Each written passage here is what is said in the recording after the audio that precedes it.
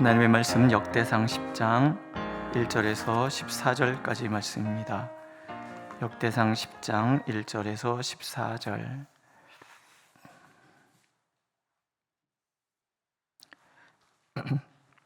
함께 읽겠습니다. 1절. 블레셋 사람들과 이스라엘이 싸우더니 이스라엘 사람들이 블레셋 사람들 앞에서 도망하다가 길보아 산에서 죽임을 당하여 엎드러지니라. 블레셋 사람들이 사울과 그 아들들을 추격하여 블레셋 사람들이 사울의 아들 요나단과 아비나답과 말기수아를 죽이고 사울을 맹렬히 치며 활 쏘는 자가 사울에게 따라 미치매 사울이 그 쏘는 자로 말미암아 심히 다급하여 사울이 자기의 무기를 가진 자에게 이르되 너는 칼을 빼어 그것으로 나를 찌르라. 할례 받지 못한 자들이 와서 나를 욕되게 할까 두려워하노라. 그러나 그의 무기를 가진 자가 심히 두려워하여 행하기를 원하지 아니하며 사울이 자기 칼을 뽑아서 그 위에 엎드러지니 무기 가진 자가 사울이 죽는 것을 보고 자기도 칼에 엎드러져 죽으니라. 이와 같이 사울과 그의 세 아들과 그 온 집안이 함께 죽으니라. 골짜기에 있는 모든 이스라엘 사람이 그들의 도망한 것과 사울과 그의 아들들이 다 죽은 것을 보고 그 성읍들을 버리고 도망하며 블레셋 사람들이 와서 거기에 거주하니라. 이튿날에 블레셋 사람들이 와서 죽임을 당한 자의 옷을 벗기다가 사울과 그의 아들들이 길보아 산에 엎드러졌음을 보고 그 사울의 옷을 벗기고 그의 머리와 갑옷을 가져다가 사람을 블레셋 땅 사방에 보내 모든 이방 신전과 그 백성에게 소식을 전하고 사울의 갑옷을 그들의 신전에 두고 그의 머리를 다곤의 신전에 단지라. 길앗 야베스 모든 사람이 블레셋 사람들이 사울에게 행한 모든 일을 듣고 용사들이 다 일어나서 사울의 시체와 그의 아들들의 시체를 거두어 야베스로 가져다가 그곳 상수리 나무 아래에 그 해골을 장사하고 7일간 금식하였더라. 사울이 죽은 것은 여호와께 범죄하였기 때문이라.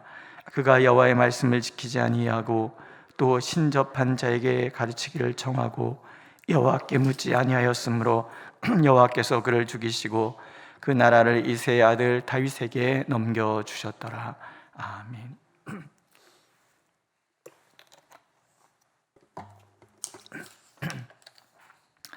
사울왕이 블레셋과의 싸움에서 그만 패배하고 맙니다.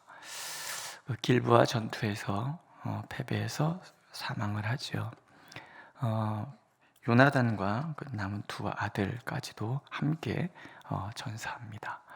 사울의 마지막을 표현하는 단어들이 등장하죠. 심히 다급하였다, 욕될까 두려워하였다, 그리고 자기 칼에 엎드러졌다. 그가 마지막에 그 싸움에서 얼마나 두려워했고 급했고 외로웠는지 짐작할 수 있습니다. 결국 불명예스러운 죽음을 당하고 말지요. 그 시신까지도 유린되어서 그의 갑옷과 또 그래서 그 우상 신전에 매달리기도 하고 사람들에게 구경거리가 되고 그 마지막이 너무나 비참합니다. 다윗이 사울이 죽은 후에 그 조가를 짓잖아요. 분명 그는 영웅이었어요. 이스라엘의 영웅, 건국왕, 초대 왕으로서 분명히 그의 시작은 영웅다웠습니다. 하지만 마지막이 너무 비참하죠. 이스라엘의 초대 왕으로서 대적에 공격당하는 백성을 구원했잖아요. 긍휼과 의분의 마음으로 하나님 그와 함께 하셨고 그 전쟁에서 대승했습니다. 길앗 야베스 사람들이 그때 신세를 입은 사람들이죠. 그때 대승을 거두었는데 겸손했어요. 사울이 왕된 것을 거부했던 사람들을 다 죽이자 그런 얘기까지 할 때 무슨 얘기냐? 하나님의 승리다. 그래서 하나님께 영광을 돌릴 줄도 알고 모든 사람을 다 포용할 줄 아는 그런 왕이었어요. 그러나 왕위에 앉아서 시간이 흘러가면서 점점점 스스로 교만에 빠지기 시작합니다. 하나님께서 다윗을 통해서 대승을 거뒀어요. 처음 사울이었다 그러면 다윗을 칭찬하고 하나님께 영광을 돌렸을 거예요. 왜요? 하나님이 이기게 하신 것이지 다윗이 이긴 게 한 게 아니잖아요.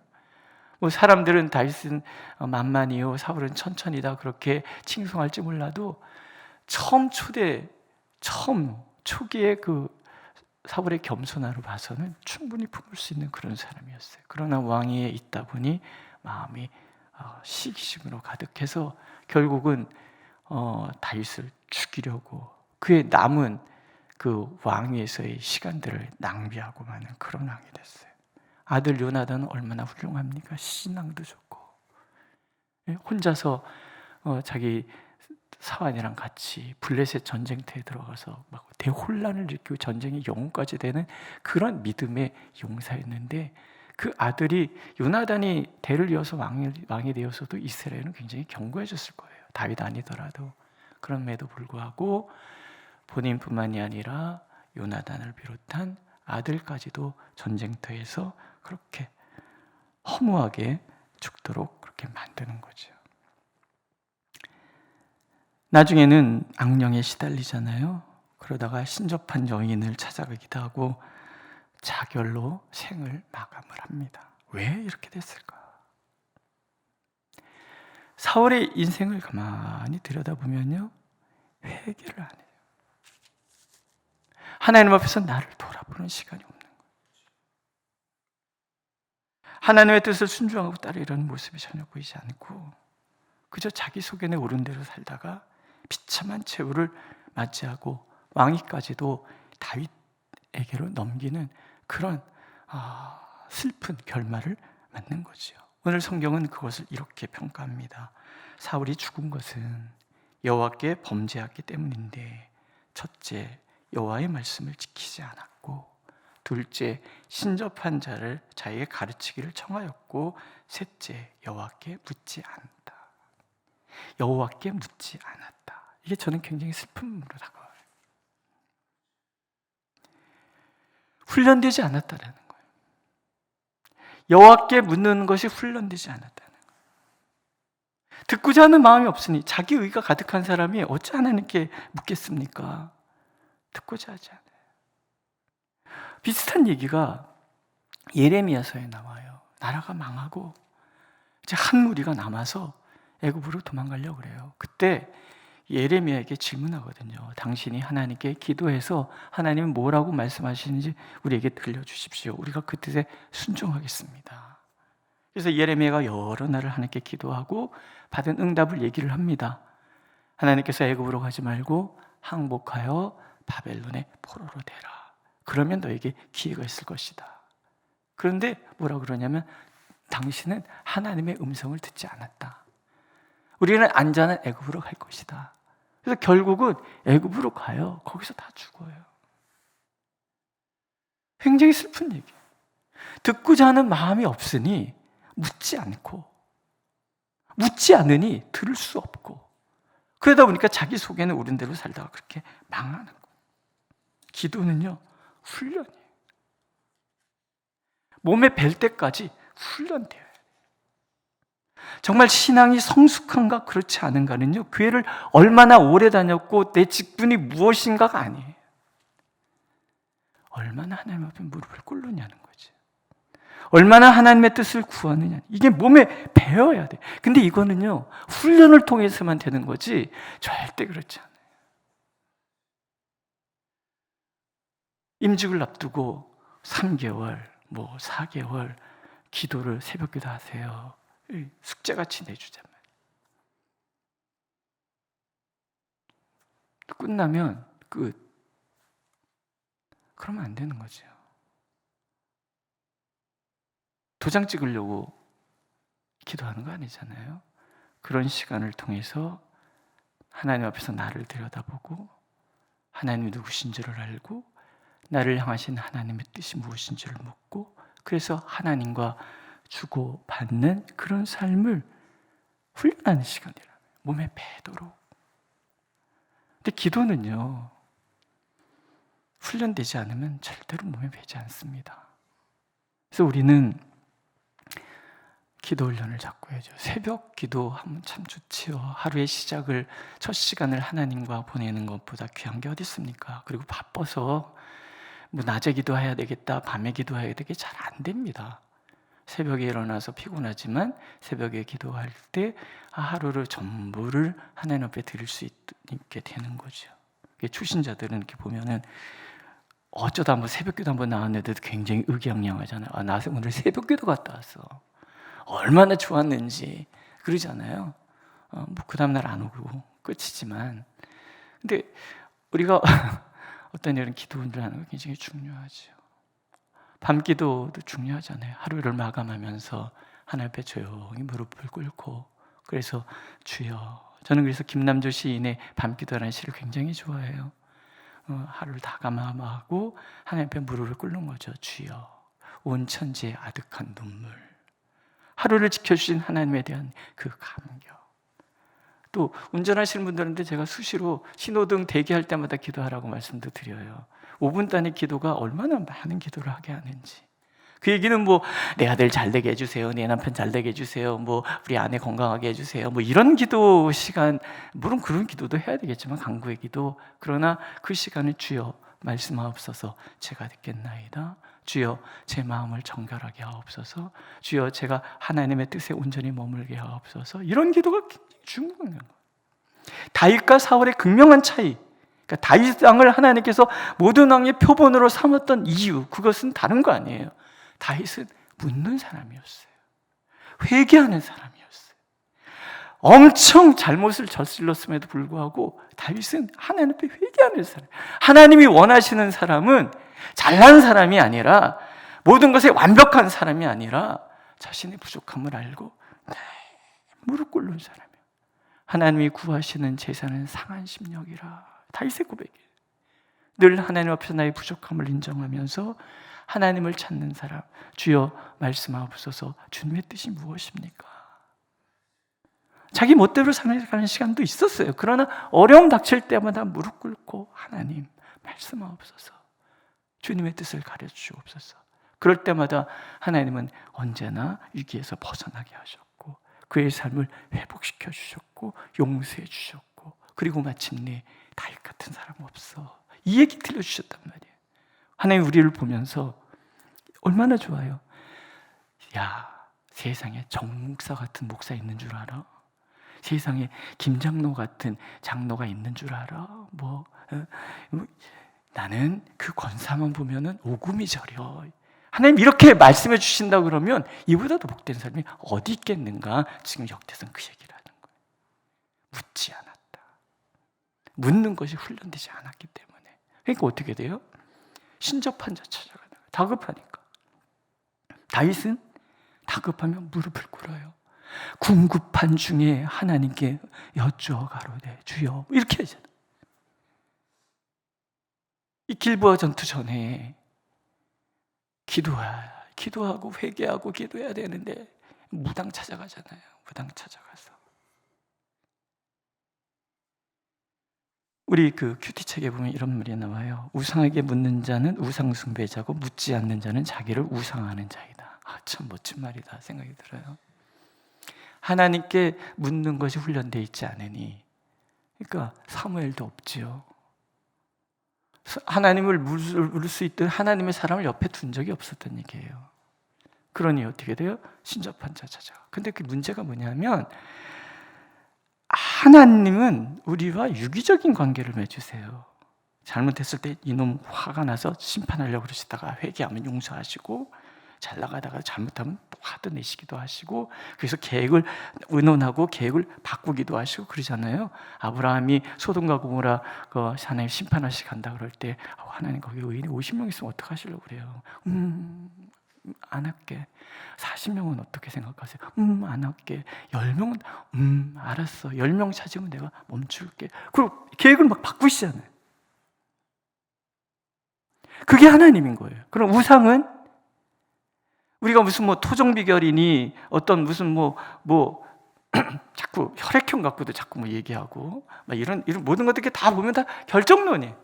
결정적인 거래. 운명이 정해돼. 점성술이니 무슨 어떤 사주팔자 이런 모든 것들이 다 결정론이에요. 이건 다 정해져 있대. 우리는 정해진 운명을 그냥 걸어가는 것뿐이에요. 고난당해도 정해졌기 때문에 해야 되고 이런 거죠. 이슬람 이슬람교의 특징이 그런 거예요. 알라의 뜻이니. 가난도 알라의 뜻, 구하는 것도 알라의 뜻. 혈종론자들은 도전의식이 없어요. 거기에 갇혀 살아가는 거예요. 그럼 하나님은 언제나 유기적인 거예요. 회개하면 돌이키시고, 하나님께 구하면 다가오시고, 우리가 하나님께 드리는 기도에 따라서 때로 하나님의 뜻을 교정하기도 하시고, 내가 결정하는 것을 지켜보고 끊임없이 기도하면서 내가 결정해 나가는 것에 함께 하셔서 그 일이 잘 이루어지도록, 하나님의 뜻이 될 수 있도록 바꿔가시면서 그렇게 인도해 가시는, 그래서 궁극적으로 우리의 삶 전체가 하나님 앞에서 살아서 하나님의 은혜의 보좌 앞에 서는 데까지 인도해 가신 것이 하나님의 방법이라는 거예요. 그래서 우리는 하나님께 기도해요.